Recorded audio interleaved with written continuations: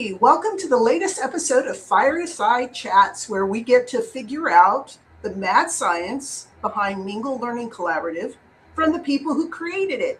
And voila, we have Regina and Monica. So, share a little bit of why you call yourself what you call yourself on your name. You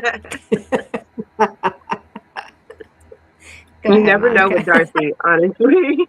I'm like, what questions coming at us today? What is she going to say?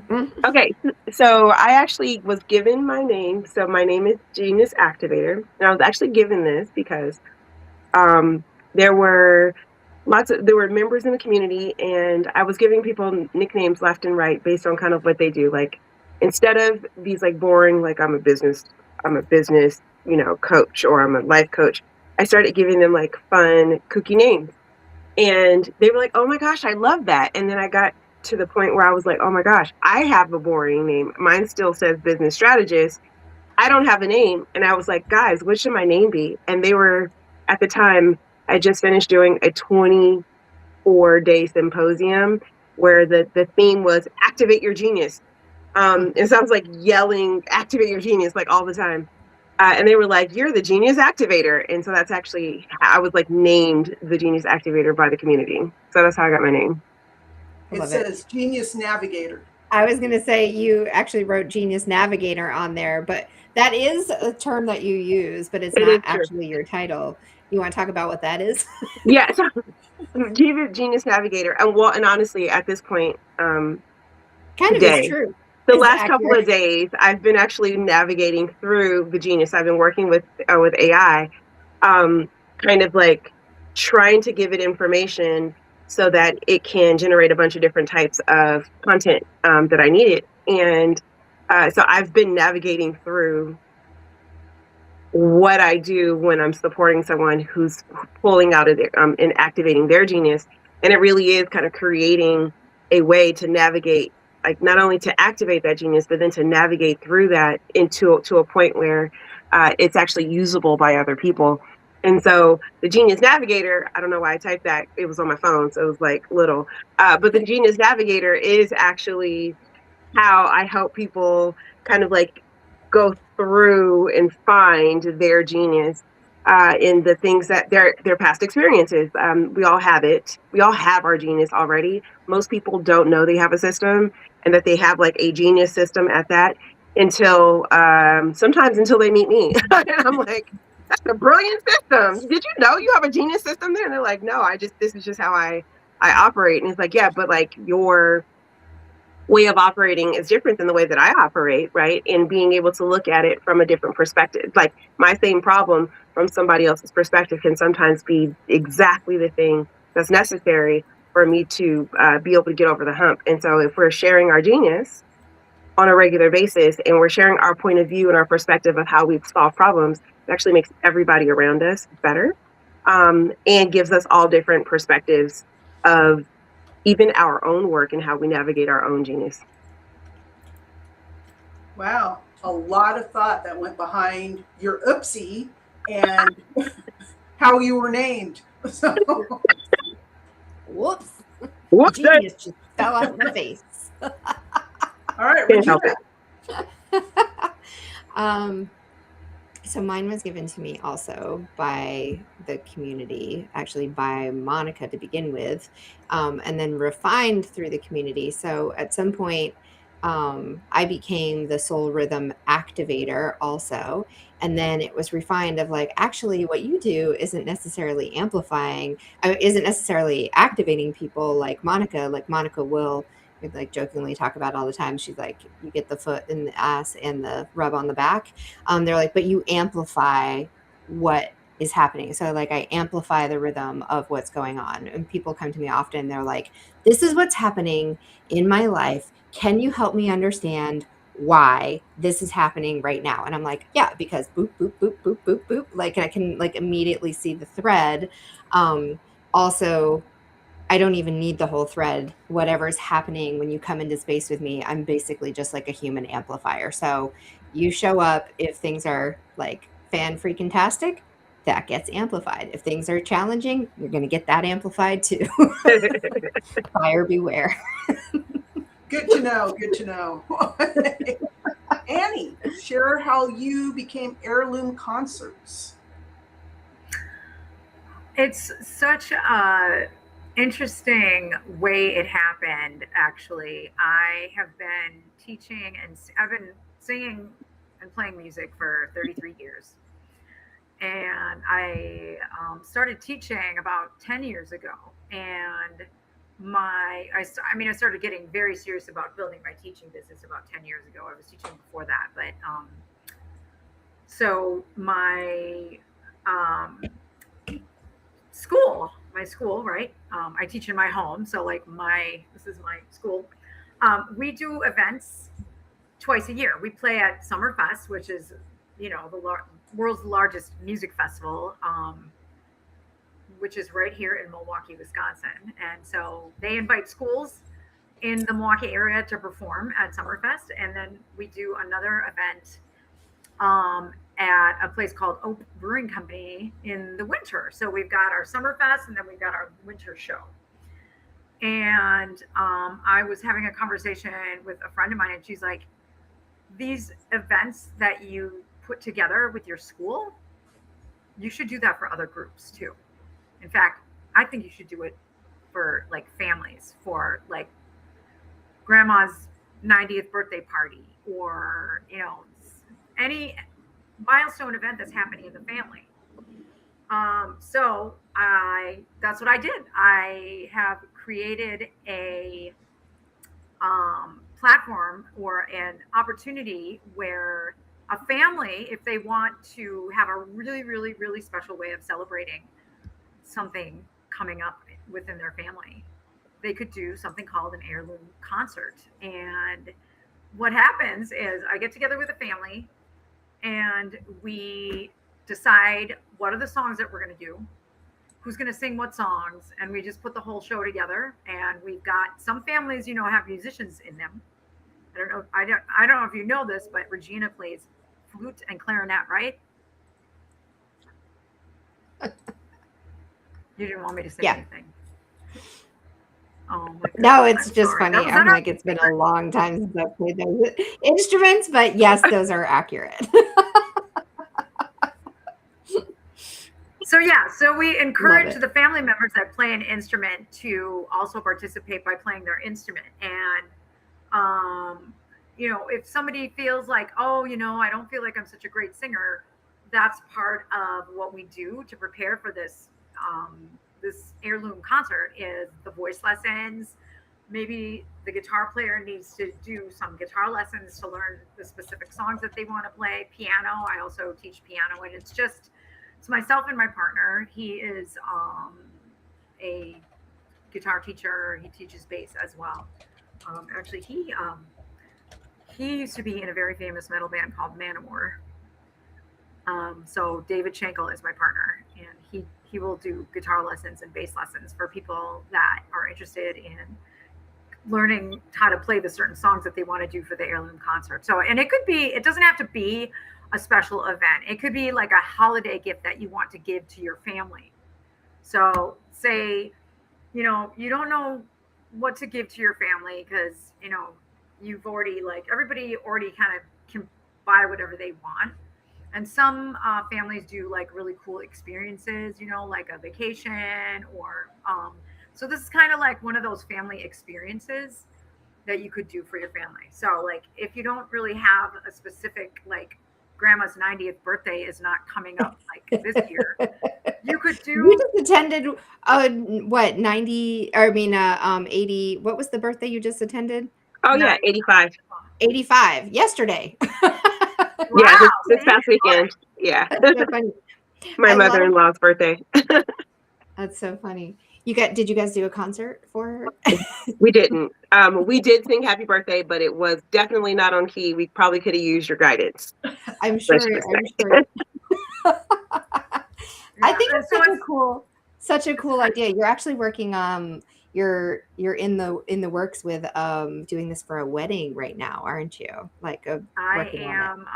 Yes, we're in the conversation about if we're going to do it, and hopefully it's going to happen. Let's put that out there. So yeah, I think it's great. So cool.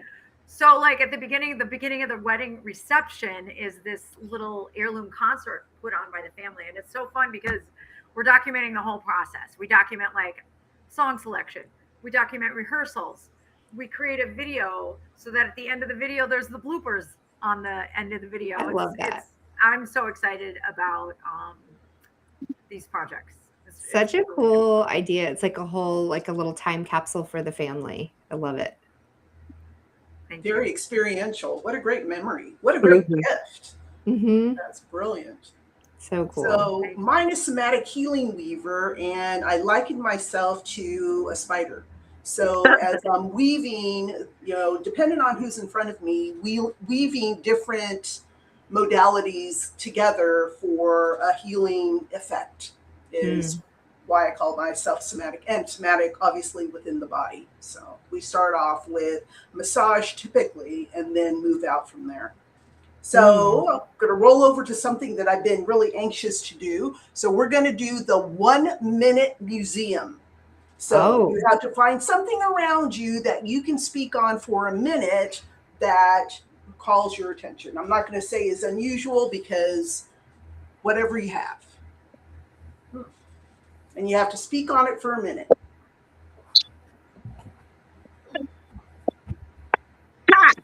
A cheat sitting on my desk. Oh, that is a cheat. I love it. I love it. You should go first. I heard museum, so I went with artwork. Okay. Annie, what do you have? I mean, I could grab a guitar or I could talk about my Paul McCartney mug. Well, whatever you have. 1 minute museum. I got to talk about my guitar. Nice. Yeah. Okay. Way better stories about this. Not that I don't love Okay, Regina, you go first. Oh, I go first? Okay. Well, welcome to the museum. This is my most get it recent... closer to the... There we go. Okay. Thank you. You're welcome. All right. Are you going to give me like a when my time is up or something? Yeah. Okay, perfect.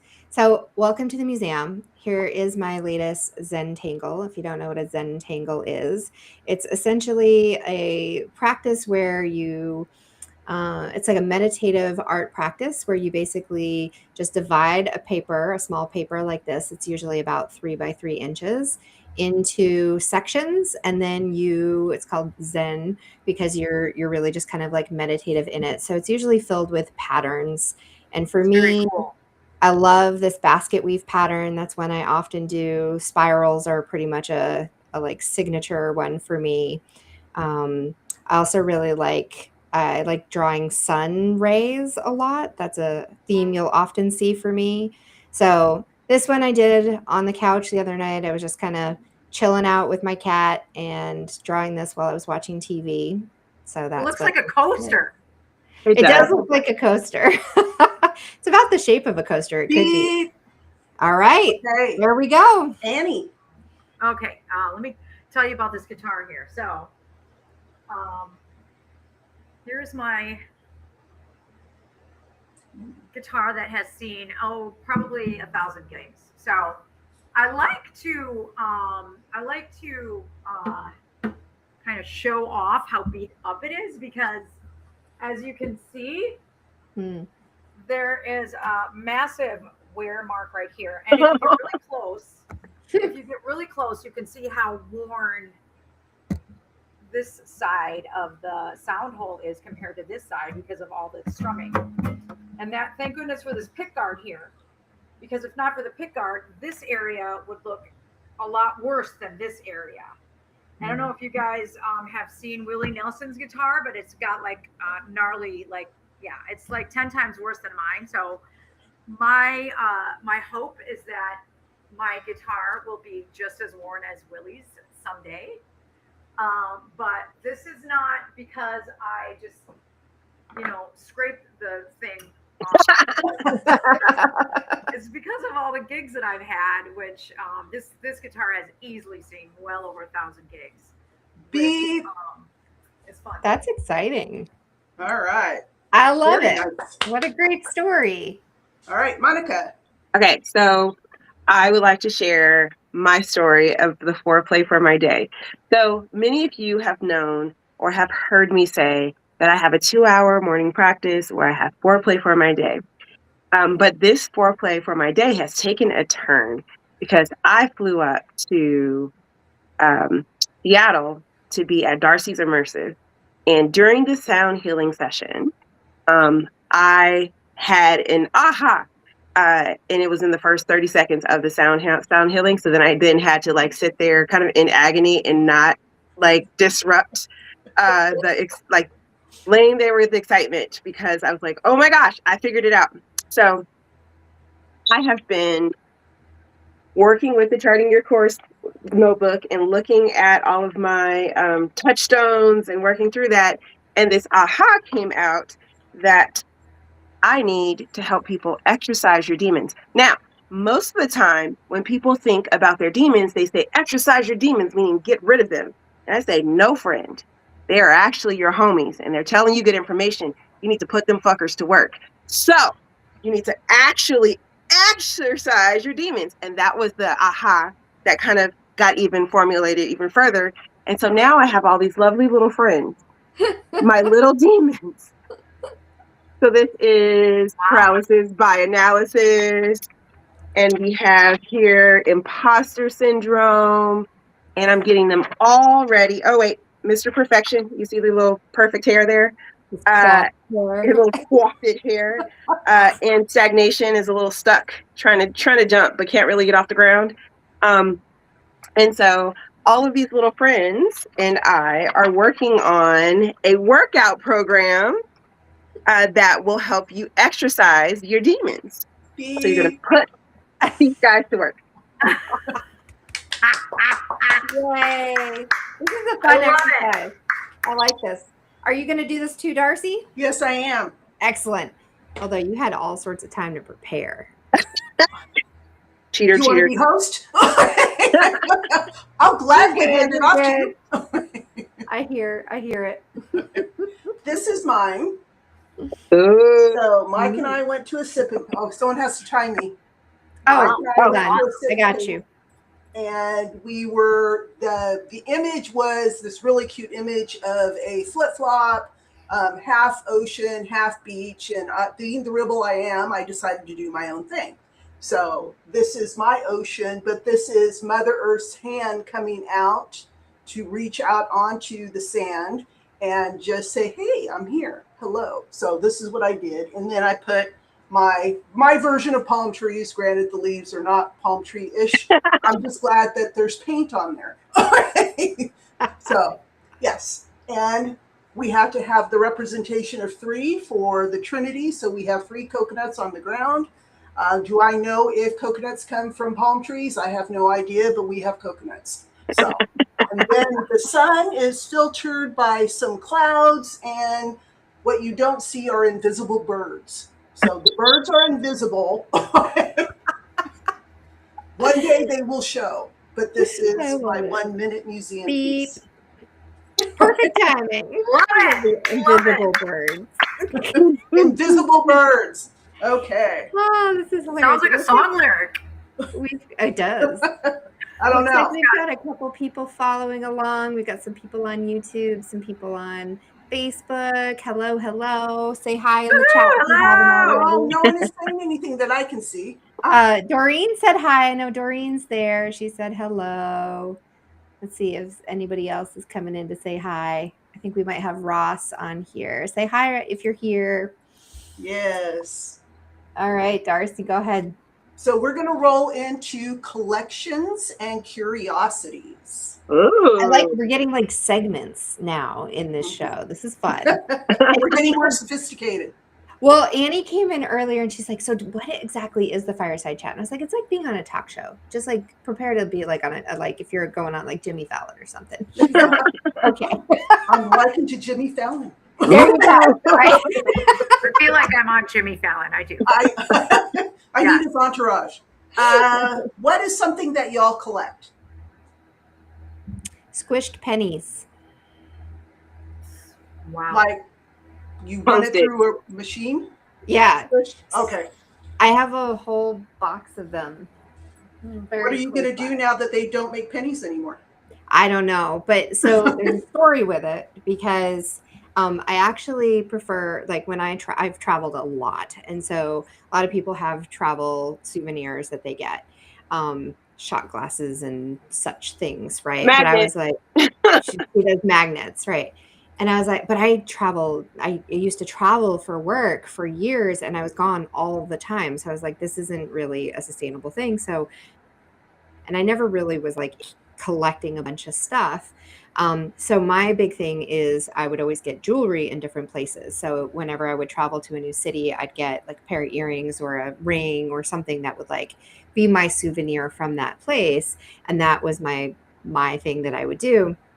And then Elizabeth decided one day, she's like, you need to collect something. And I was like, I don't want to collect anything. And she was like, forced me to have a collection. She's like, no, you're starting a collection, and put a penny in one of those things and like, squished it up and was like, here's your new collection. And then it just became a thing. And I have them from all over the place now. I love it. That's my forced collection. Oh, we should have got one from Greece. We didn't get one in Greece. We did not get one in Greece. That's all right. We'll do it. We'll get it when we go back in. October. I'm like, I don't even know where I'm going when I'm going. I don't know. You're going to Greece in October. Thank you. You're welcome.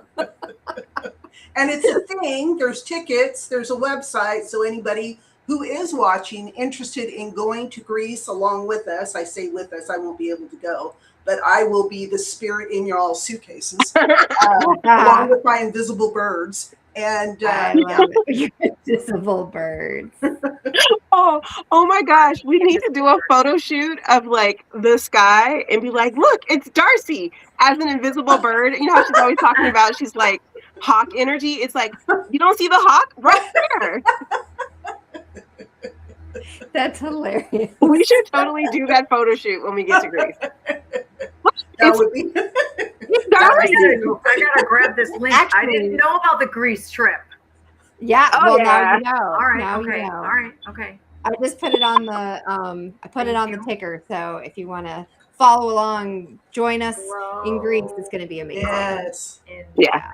They have amazing time over there, and they eat really well. So I am really food focused. So yes. It is good stuff. Yeah, it's like good and simple. So if you have if you're one of those people who have a finicky palate, like this is an easy way to eat good. So yeah. Monica, what do you collect?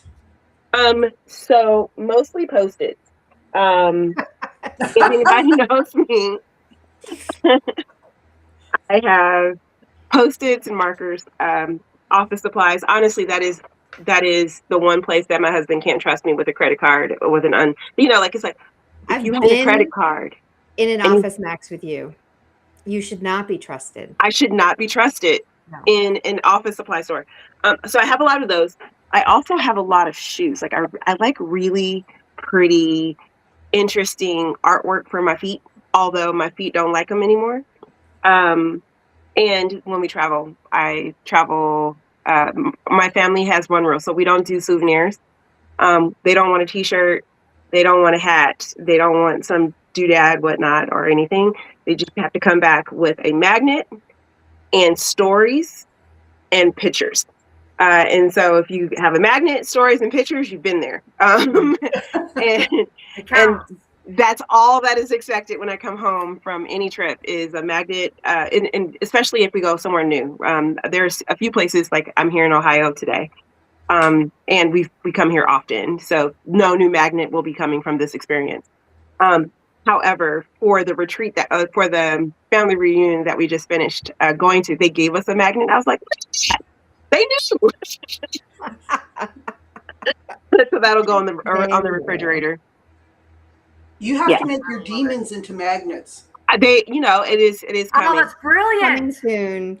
They could definitely easily be stickers, but I think magnets we could do. Yeah. What's interesting about the magnets, though, so magnets, we have rules about these magnets. So it's not just any magnet, because we are not very soft with our refrigerator door, and those things go flying off the door, and then they lose appendages. So we have a 3-star. We have a 3-leg star that used to be a full like sea, like sea star, and from the Bahamas. We have a headless horseman from Glasgow.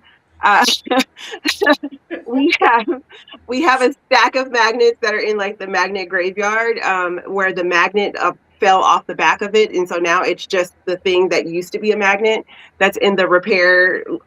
One day we'll repair these pile. So like we have all these rules where you're like nothing with appendages, like all in one piece. Like there's like all these rules that come along with it because it is insane. Hilarious. Doreen is chiming in on the stationery store. She says, "Oh, I can relate, Monica. Pens." Yes, So right. I have a follow-on question. How do you manage your excitement when school supplies go on sale? Oh, it's not managed. One of my favorite commercials is it's an old commercial, you can Google it, and it was like the Staples commercial, and it's like this parent who's like running down the aisle, he's like throwing stuff in, and they're playing "It's the Most Wonderful Time," and he's like throwing stuff in the basket, and he's like flittering around, and the kids are just walking behind the basket like humdrum. One of my favorite commercials because I feel like that dude anytime I'm in like an office supply store. Like so many things. I love planners, even though I may not use any of them because they don't function the way that I need them to function. But I like looking at them. It is hours and hours on end in a stationery store. It's insane. Too funny. All right, Annie, what do you collect? You know what? I had a very nice collection of mugs when I traveled, just like, Regina. But A collection of what? Mugs. Mugs. Like when I go, yeah. So the mugs are, I'm getting rid of them because we recently moved into this house, and I'm like, I got to get rid of stuff. I got to start getting rid of stuff. And like my mug collection was very sadly one of the first things that we had to start dissipating the mugs. We had to start distributing them, giving them to people, giving them to Goodwill, and giving them away. And we actually put some of them in our cupboards. So we're actually using them. Some of them that were nicely in this nice little display cabinet over here are now being used. And so I love using the mugs. I mean, when you collect things, sometimes you just collect them just to collect them and just to have them and look at them. But sometimes people collect things and they actually use them. So I'm moving over to this phase where now the stuff that I collected is getting used, and it's kind of exciting. Nice. I celebrate that. That's funny. I actually have a mug collection too that I was forced also upon me.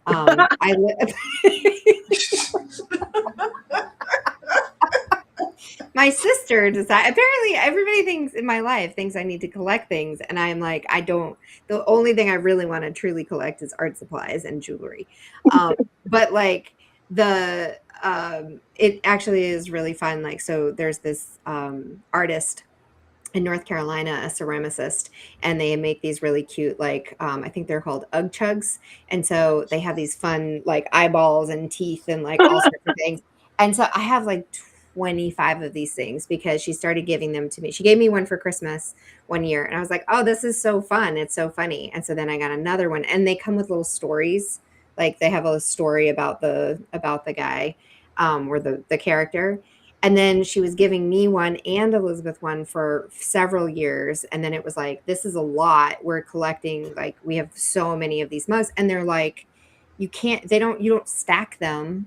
Right. And so it's like, where do you put all of these mugs? And so for a couple years, I had like a hanging rack of them because they were fun to display. And I have my favorite ones. There's like one with like a monocle and a mustache, Mr. Mustache. Really love that one. You'll probably see if you go like deep into the scroll deep into my photos on socials, you'll see me like using that mug a lot. But then I was like, okay, there's just too much. So then it got like pared down to we would get one as a family gift each Christmas. And then I finally had to like go through my niece and be like, please tell your mom to stop. Not to do this. Like no more. And she came in clutch, like she did it. She got it stopped. But because she kept asking me, she's like, I can't remember which ones you have. I need to order your mug. And I'm like, I have them all. Like there's no, I don't, I can't display them. They're in boxes places. Like this has gone on for too long. I love it. Green's chiming along. She said, first of all, she said that you don't manage that. She agreed with that. Such a silly question, Darcey. And now she says, I collect Starbucks Discovery Series mugs. I get them wherever I go, and my girls get them for me too. Fun. What about you, Darcey? What's your collection? I collect tigers first and then dragons. And so this is one of my favorites. I don't know if y'all can see it. Is it a tiger and a dragon? Yeah. It's my yin and yang symbol. That's very cool. So I love it. I've been collecting tigers since I was 18. And So like 3 years well ago. worn beyond that. Like 3 years ago. Just You're looking for those yesterday. brownie points, huh? And then dragons, gosh, must have been my mid-20s, late 20s. So both I forgot one other thing I collect: songs. I'm always hunting down songs, and I have songs from like soundtracks from international movies that I've listened to. And I was like, oh, I like this. And then I'm like with Spotify, like trying to like have my phone listen to it, holding it up, like collecting songs. Dragons and tigers. Oh my. Well, I thought you were going to say octopus. I did too. I was shocked that wasn't in there. I was like, oh, okay. That's a recent acquisition, if you will. No, right. tigers have been with me forever. When you turned 21, you decided to go to the octopus. You know, it was in Maui 3 years ago. We're like cracking up over here. She's just like serious. She's like curious about it. And it was like 3 years ago when you were talking about when you were 18. I was like, oh, so when you turned 21, you started collecting octopus. All right. So now we're going to move to food and family.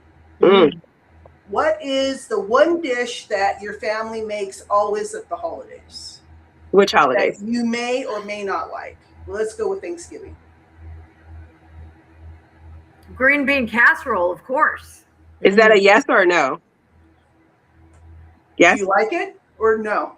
Oh, I love it. Are you kidding me? Green bean I casserole. like green bean casserole. I Little make it crunchy noodles on top. Doesn't everybody's family make that at Thanksgiving or Christmas? Yes. No. Because it is something that I actually really like, and I make it from scratch. Like I make the soup myself, and I make the onions myself. Like it's like really good. But it is not something that Elizabeth's family, they make this rice dressing, which I'd never even like heard of. Rice dressing, yeah. Wow. But it's like a family thing, and the recipe is handwritten by Mima, like grandma, great grandma, like years and years ago. And the end of the recipe, it's like a list of ingredients, and then the like how to make it part of the recipe literally says "good luck." I love it. Yeah. And this became, so her dad used to make it, but her dad passed, and so since that point, it's become my thing to make. But I had never eaten the original one. I've never eaten rice dressing. It's not a thing that I'd ever known about. And yet this has become the thing that I am responsible for making, with just a list of ingredients that, by the way, the ingredients are like 2 to 3 eggs, some chicken stock, some this, like a handful of whatever, right? Yeah. And then good luck. Yeah. So I see nothing wrong with this strategy. This is exactly how we get recipes handed down in my family. A list of ingredients and go, yeah, there you go. There you go. Right. There was no like how long to cook it for, no what temperature to cook it in, what size pan to cook it in, like nothing. But I now know what rice dressing is and have eaten it many years in a row, and I'm getting pretty good at it. Although I still have no reference as to what it's supposed to taste like. What pretty good is. Because it's Right, always I was different like, every year. Yeah, this is good. You don't know what it's really supposed to taste like because every time No you had idea. it was So different. do you use short grain rice, long grain rice, sticky rice? I mean, It's like a short grain rice with and it's like really simple ingredients. It has we don't eat chicken stock, so we don't eat meat, but we do eat eggs, which I know is silly, like no chicken but yes eggs. Anyway, it has a couple of eggs in it, and then it's like mostly the seasoning is celery and black pepper. And then you mix in like we use like a no chicken stock. So we make that and like zhuzh it up with some red pepper and some like spices, and then pour that into the rice. So you make the rice the day before, and then you let it get cold in the refrigerator. And so you put that and saltine crackers, and then you put the chicken stock and the eggs and the celery and the black pepper, and you mush it all together. And then you put it in the oven and bake it. interesting. So it's like cornbread stuffing, but with rice instead of cornbread. Yeah, it's basically just like, it's like a block of rice. And then you put cranberry sauce on top of it, which I've been schooled. I like heathen like the out of the can cranberry. Canned. Yes. Yeah. And I've been schooled that also is not an appropriate thing to eat. So Lies. make this cranberry, what do they call it? Relish. It's a cranberry relish. And it's actually really, I mean, it's very good. I'm not knocking it, but it was a very different experience than I had growing up. But so now it's rice dressing and cranberry relish. As a family who makes everything for Thanksgiving from scratch, right? We want the lines on the cranberry sauce so you can proportion it properly from the can, okay? That does come in handy. It does, right? And do you also, want an like, end piece which is thicker or the middle piece which is thinner? No, this the is how we know how to do it. Right. And also there's something like weirdly satisfying about the like bloop when it comes out of the can. Only if you stab the bottom of the can. Right. Otherwise it's like Yes. harder to get out, or you gotta like do the knife thing around it. Really cute story. The very first Thanksgiving, Abriana had, I flew her to my mom's house in Atlanta. And she was 5 months old. She was cute. She was like a little fat butterball, just so cute. And so we're all sitting at the table, and we say grace, the whole thing. And she's sitting there on my brother's lap, and she like puts her hand in his plate. So then he grabs her hand and puts it on his side. And then she puts her hand in his plate, the other hand in the plate. He grabs it and puts it on the other side. So then she proceeds to wiggle. Nice. She slid down and she like slurped up his cranberry sauce. Wow. That takes talent. We lost it. The whole entire table just lost it at that point. There was like every conversation that was being had was no longer being had because everybody was like, "Did you just slurp up the whole disc of cranberry sauce?" Because she was like,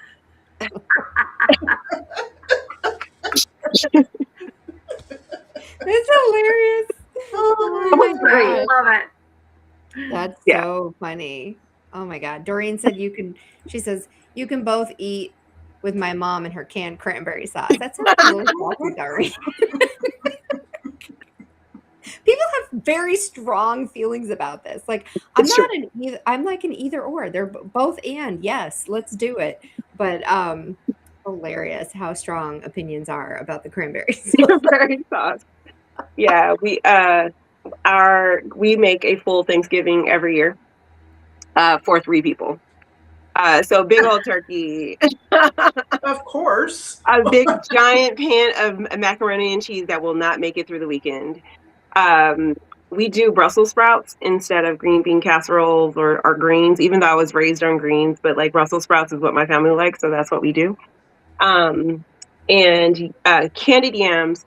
which are made from scratch. So they start off as a very healthy sweet potato. And by the time we're done with it, there is no nutritional value left over. We have blasted that thing with Right. pineapple juice and mandarin orange juice and brown sugar and nutmeg and marshmallow. Like by the time, Marshmallows. and butter. Yeah. And butter, by the time we're done with it, there's like Yummy. zero nutritional value to this sweet potato. And then we just have, of course, our canned cranberry sauce. Our canned cranberry sauce, Doreen. And then, but the kicker is everybody gets their own dessert. So we'll have a full peach cobbler, a full cheesecake, and a full cake. We're only 3 people. I mean, Thanksgiving is actually about the desserts, isn't it? Like, isn't that? I mean, yeah. So it's just a holiday for gluttony. Right. We've been doing it since Aubriana was 4. Our family anniversary is on Thanksgiving. The first time that Carrie, Monica, and I had a meal together. And so it's like our family anniversary. And when she was 4, we made this big meal. And so now it's a thing every year that has to be that way. And so she's like, I want to be home for Thanksgiving so that we can cook our meal as much as we possibly can, because she really enjoys it. So it's fun. Yum, yum, yum. It's beautiful. So we get it done easy. I don't know why people stress out about the Thanksgiving meal. We usually have it done and like everything's just like rotating through the oven. Like it's so routine at this point, like cooking a full Thanksgiving is not actually complicated anymore. It's like, okay. We always have a discussion of how we're going to cook the turkey. So we've cooked it upside down. We've laid bacon over the top of it. We put mayonnaise and butter in the thing. What is it when you crack open its body and it lays flat? The brine, I think is what they call it. I don't know what it is. And I then think it's called a brine. Anyway, you do it with chickens too, but anyway, I don't know. I haven't cooked a meat in a long time, so. No, turkey. Nobody likes turkey, really? I love turkey. It's my favorite meat. Loves turkey, but will not eat chicken. I hate chicken. Love turkey. I saw a couple of wild turkeys on the side of the road, and I was like, they're a little skinny. Give them a little bit more time. They're probably running for their lives. I love turkey, and actually, I love like fresh, like oven baked turkey. And I do mine's blackened with blackened seasoning on the skin, so the skin is delicious. Yes, and I do turkeys like 3 or 4 times a year. Like it's like all year round. I do a full turkey. It's not just for Thanksgiving. That's the word. I never heard of blackened turkey. That's a new one to me. Blackened. Can you travel home from Ohio with a frozen turkey recently? I did, because we made turkey here, and then the church donated a turkey to Pat, and she was like, I'm not going to eat this turkey. You should take this turkey home. So then I flew home with a frozen turkey in a plastic bag, and TSA was like, not sure what it was. So then they're like, pull it off to the side, and the guy was like, it's just a frozen turkey. I don't know why they flagged this. But yeah, I flew home with a frozen turkey. Yeah. Crazy. That could be a segment. What's the craziest thing you've flown with? Did everybody answer about the food? I don't even remember what the original question was. You're the person that needs to answer about the food. What was my question? Your holiday food with your family that you guys have every year. Your family always makes, I think, is how you worded it. We each have a dish. I make the pecan pie. Somebody makes the homemade mac and cheese. We clearly always have the turkey. You guys all get mac and cheese, and I'm just eating baked rice. That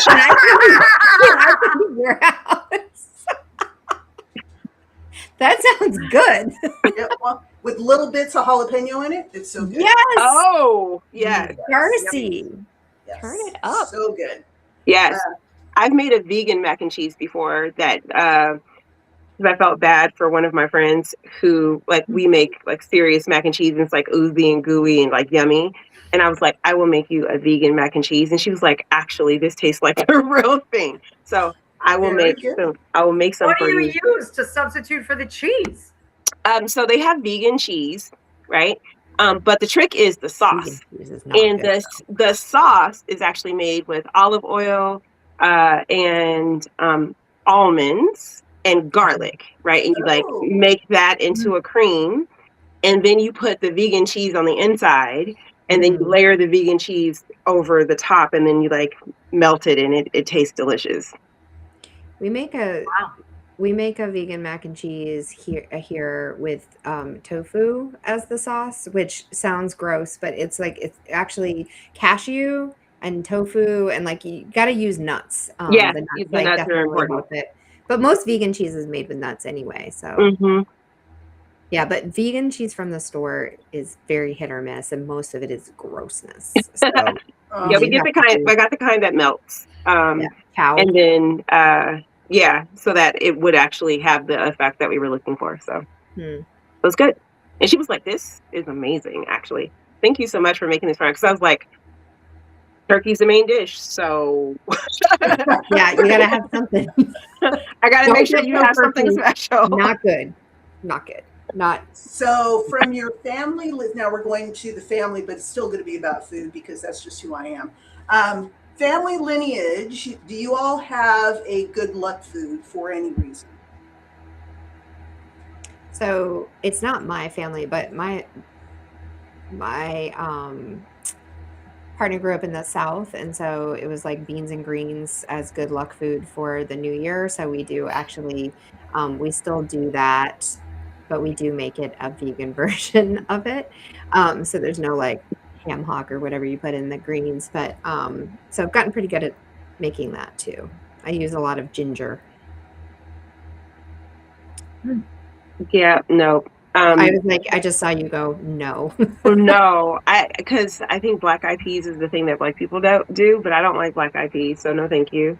That's the beans part of the beans and greens. Yeah, but You gotta cook them. I've had a kid most of my, since I was 26. It's been a lot of years. She's 19, so we usually do what we call little kid turnip juice, aka all the different variations of cider. So like apple cider, the sparkling apple cider, but like now they have like all these different flavors. So they have like cran apple, and they have peach, and they have blush. And so we're like doing shots with every time Andy Cohen and Anderson Cooper do shots, we do shots with like apple cider.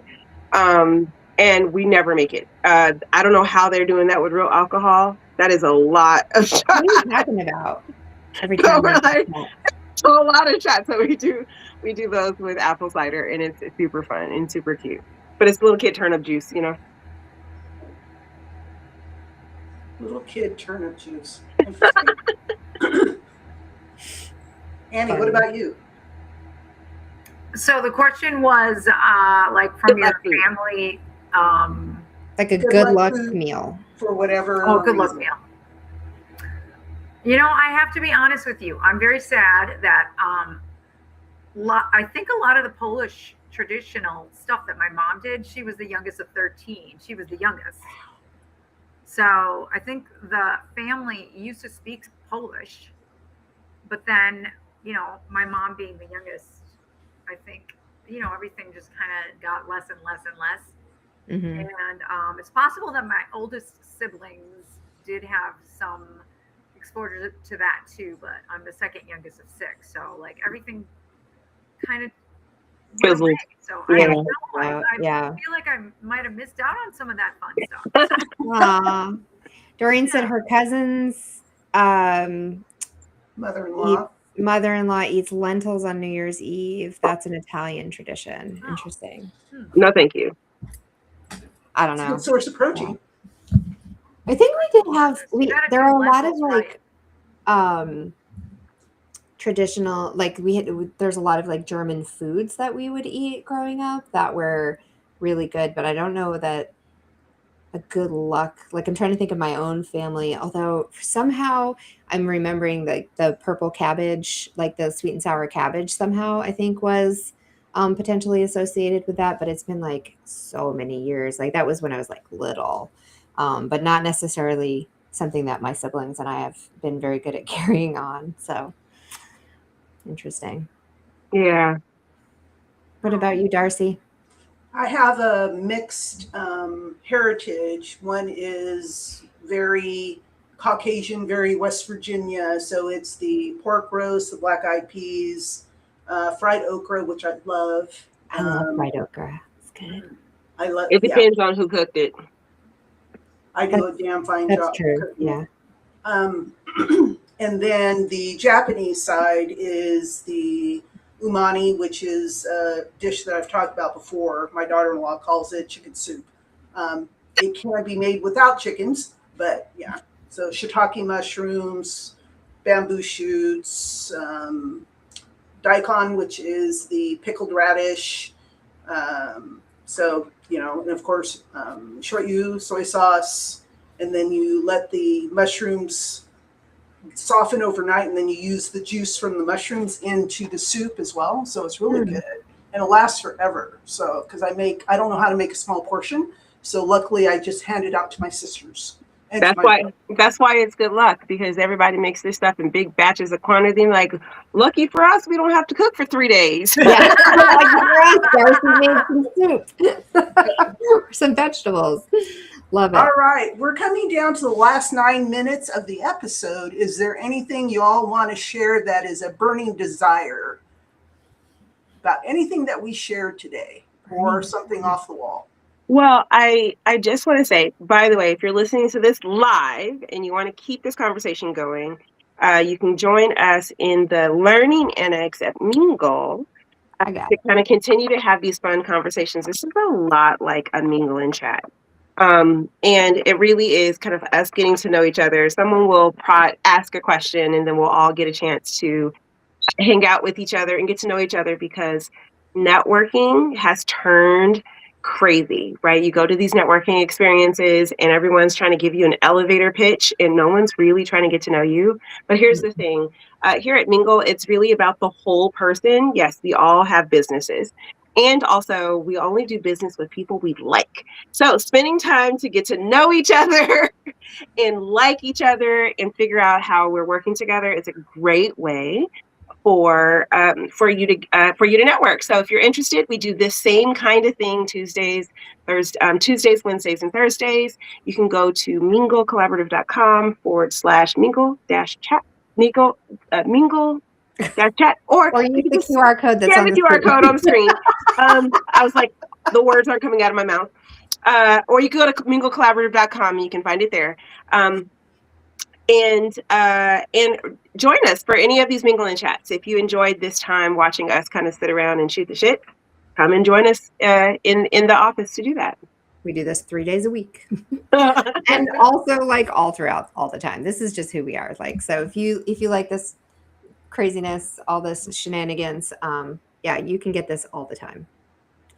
I will say, as a newbie in this community, I am just absolutely blown away by what you ladies are doing, and I think it's really cool. I'm so glad that I connected with you through a friend of mine, Karen Laos, that you had her on your podcast. When was that? A couple weeks ago. Right? I had her on the podcast several weeks ago, but yeah, you can find it. I'm like, if you do the Charting Your Course website or Charting Your Course podcast, you can find Karen on there. Yeah. But I'm so excited to be here, and the experience here has been nothing but absolutely delightful and supportive and fun. And so I just wanted to just let anyone listening know that I'm a newbie, I'm loving it, and I would say, if you're thinking about connecting more, I would say absolutely yes, do it. I'm very grateful to be part of this community. It's something awesome. Like I've never experienced anything like this before. So, thank you. Yeah, we definitely. Definitely We also are. have a conference coming up at the beginning We of do. August. And for the life of me, I cannot remember what the theme is. What's next for your influence? What's next for your influence? Yes, Colleen is the featured mentor. Yes, Yeah. now I remember. Yeah. Yes. Yes, So and what are the dates for that? What are the dates for that? The 9th and 10th of August. Yeah. So we have the conferences. We have different themed conferences every single month. They're on the first Thursday and Friday combo of the month, unless it's 4th of July. And so next month, August 6th and 7th. August 6th and 7th. Oh, I'm sorry. I gave the Neither wrong of date. us can be trusted because we like float dates around in our head all the time. We're clear into next year already for some of this. Sorry. Clear into next year for some of the things. But the first Thursday and Friday of every month. So you can go to nextglobalevents.com in order to get your ticket for that. You don't want to miss that. Like Annie was saying, all of our experiences are unique experiences. They're live. They are designed for you to be interactive and fun because transformation doesn't have to suck. Change, like creating change in your life doesn't have to be boring. It is simple, sometimes complex, like sometimes hard, but simple. And we do that together. When you do it together, Simple, but not always easy. Yeah, simple, but not always easy. And so, but it can also still be fun. And so if you're thinking about, I don't know, kind of like what legacy I'm trying to launch in the world, or I'm not sure exactly how I should move forward. Activate your network, or like really actually like leverage influence or be influential. Those are all like really great themes. Yeah. And it's not like we're not asking anybody to just all of a sudden become the person who is on the social media talking about your dog and your food. It's true influencers.